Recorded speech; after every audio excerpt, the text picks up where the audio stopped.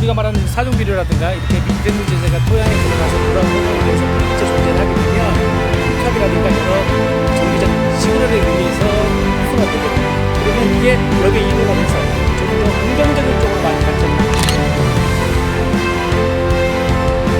안녕하십니까, 솔바이 농원입니다. 지난주 일요일 날 우리가 저희 농장이 사실 이 평택 안성 이쪽으로 완전 폭우가 쏟아져 가지고 우리가 하우스가 26동인데 저 뒤쪽으로 한 10동은 그냥 뭐 무릎까지 완전히 차가지고 거기는 이제 다 끝났고 작물 들어있는 것도 사실 다 끝났거든요. 그래서 이쪽으로 이제 5동이 그나마 여기 요 발등까지만 물이 딱 차가지고 거기에 이제 그날 어쨌든 양수기로 손으로 해갖고 전부 다 퍼냈어요. 그래갖고 지금 들어가면 지금 막 발이 조금 빠질 정도인데 그나마 이제 그런 데들은 이제 햇빛 나면 이게 뿌리가 약해서 이렇게 뭐 시드름병처럼 이렇게 잎사귀가 이제 축축 처지는데 그거를 제가 이제 유튜브에 올렸더니 경농, 조비, 글로벌 아그로 이게 자꾸 글로벌 금방 까먹었네. 이름이 길어요. 글로벌하고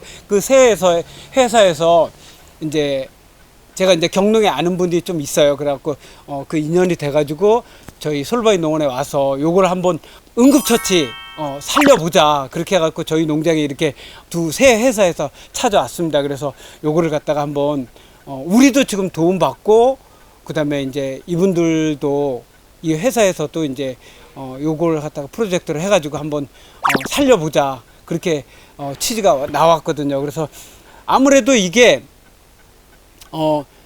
저희 농장뿐만 아니라 아마 전국에 요번은 워낙 뭐 비가 많이 와서 저희도 같은 농장이 많이 있을 거로 생각이 돼요. 그래서 이제 여기 조비나 그다음에 이제 글로벌 아그로에서 경농 여기에서 어떤 걸 가지고 여기 우리 농장에 이제 좀 도움을 줄 건지 시범 사업식으로 이렇게 할 거거든요. 그러니까 그거에 대해서 제가 잠깐 문의를 드려보겠습니다. 글로벌 아그로입니다.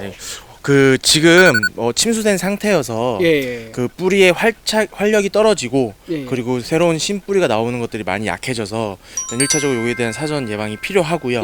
그리고 2차적으로 계속 그 흐린 날씨 때문에 일조량이 부족하고 그 다음에 그 토양 과습으로 인해서 토양 병원균이 다발생할 수가 있습니다. 그렇죠. 그래서 요 부분도 같이 사전 예방이 필요합니다. 그래서 오늘 준비한 약재는 이제 랜드콘 JS라는 약재인데요. 요 랜드콘 JS. 요거는 이제 지금 정식한 상태이시긴 하지만 정식 전에 침지 처리하시고 정식해 주시거나 그리고 정식 후에 지금처럼 오늘처럼 이제 관주 처리를 해 주시면 아까 말씀드렸던 문제들 이제 뿌리 활력 그다음에 생육 촉진이 되고 그다음에 이제 토양 내에 있는 병원균들을 이제 억제할 수 있는 효과를 기대할 수 있어서 오늘 좀 이제 도움을 드리려고 약재를 준비해 왔습니다. 조비입니다. 저희는 기본적으로 그 화학 비료를 메인으로 하면서 일반 사종 비료를 공급하는 회사입니다.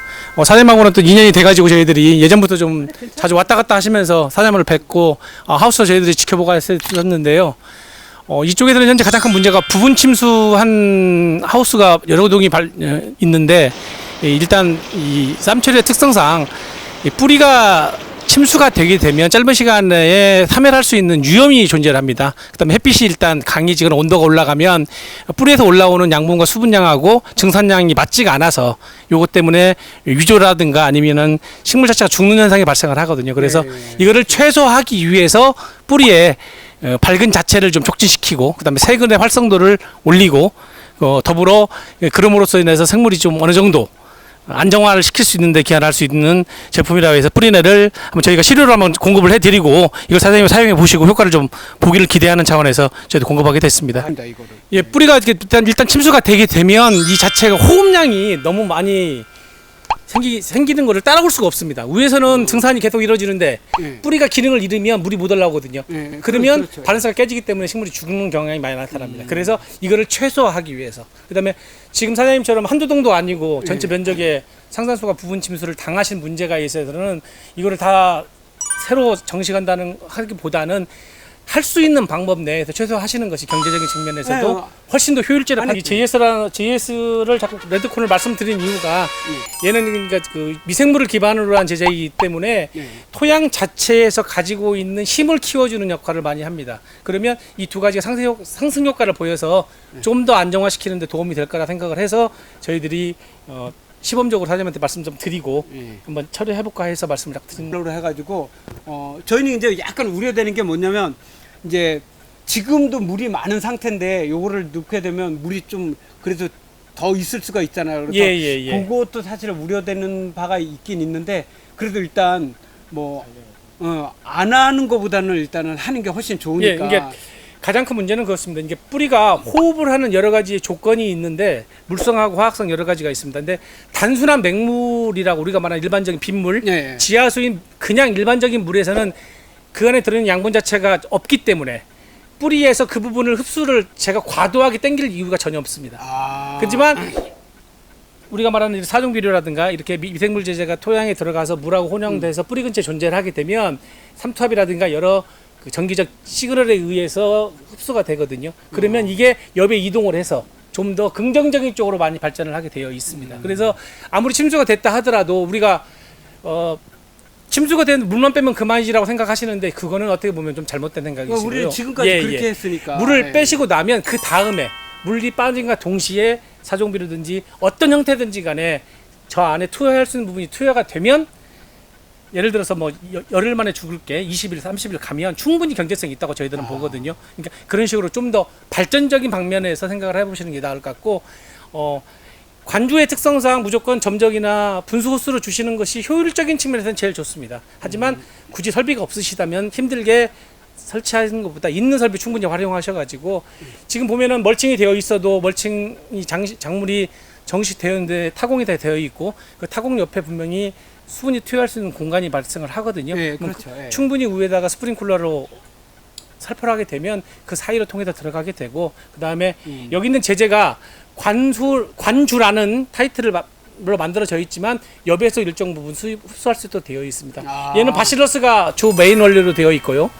뿌리나 같은 경우는 질소 1, 인산 6, 가리 3에 163에 미량요소가 되어 있기 때문에 일정 정도의 양은 옆에서 흡수가 될 수 있습니다. 그러면 어차피 스프링클러를 돌려도 연밀시비한 거나 뭐 별 다만 마찬가지입니다. 동일하게 보시면 되고 다만 이제 문제는 뭐냐면요.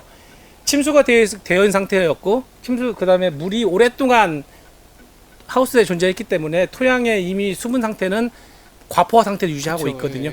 그래서 이런 경우에는 물을 많이 주시는 것보다는 좀 더 기존에 쓰시는 물량물 줄여서 그래서 아까 말씀드린 1톤 탱크에 보통 75% 쓰시는데 5톤 미만, 50% 미만으로 해서 500리터 미만으로 해서 적은 양을 주셔도 큰 문제가 되지 않으니까 그래서 물량 자체도 좀 어느 정도 양을 떨어뜨려서 살포할 수 있도록 말씀을 드린 겁니다. 하여튼 일단 오늘 기대됩니다. 일단 기대되고 저기 물을 채워가지고 한번 여기 그 스프링클러로 주는 걸로 그렇게 한번 해보겠습니다. 그다음에 결과를 온도가 올라가게 되면 사장님도 아시다시피 온도가 차광만 해줘요. 온도가 올라가게 되면 몇 가지 문제가 발생을 하냐면은요.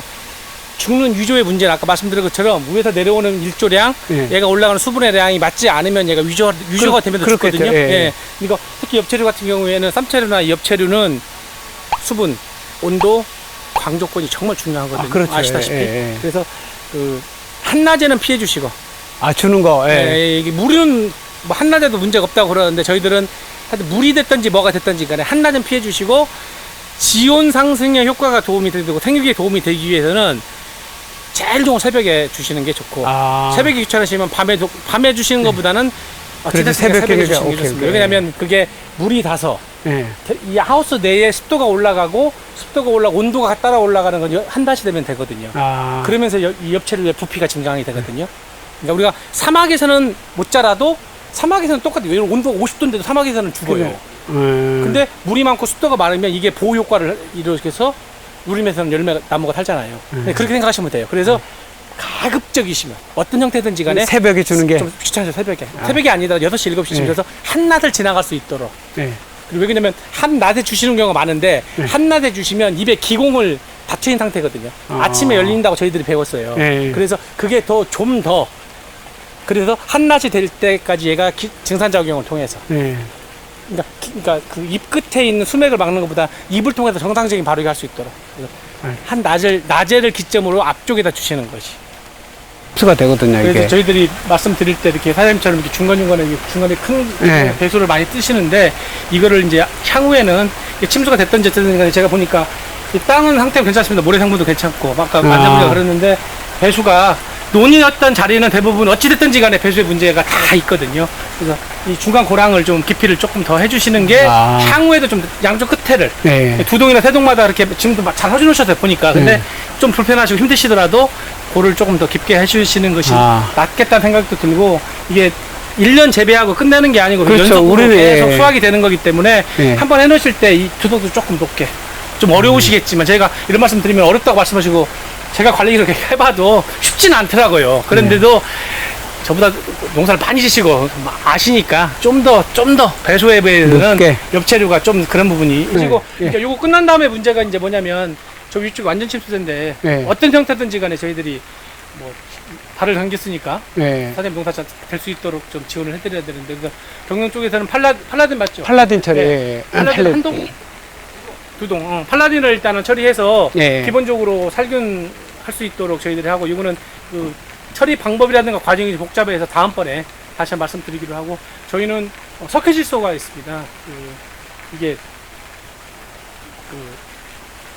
질소 성분을 가지고 있는 말 그대로 석회질소거든요. 요거를 저희들은 한 동 정도 처리를 해서 다음번에 와서 그거를 좀 같이 할 수 있는 거로 해서 토양이 일단 정화가 된 다음에 상태가 괜찮아지게 되면 미생물이라든가 기존 비료에 대해서 흡수도도 좋아지고 그다음에 땅의 기량성도 많이 좀 극복이 아니라 향상이 된다고 그러죠. 그 좋은 쪽으로 많이 바뀌니까 그런 쪽으로 다음번에는 그 부분에 대해서 말씀 좀 집중적으로 드리고 처리하는 방법도 같이 좀 시연할 수 있도록 저희들이 말씀드리겠습니다. 그래요. 알겠습니다.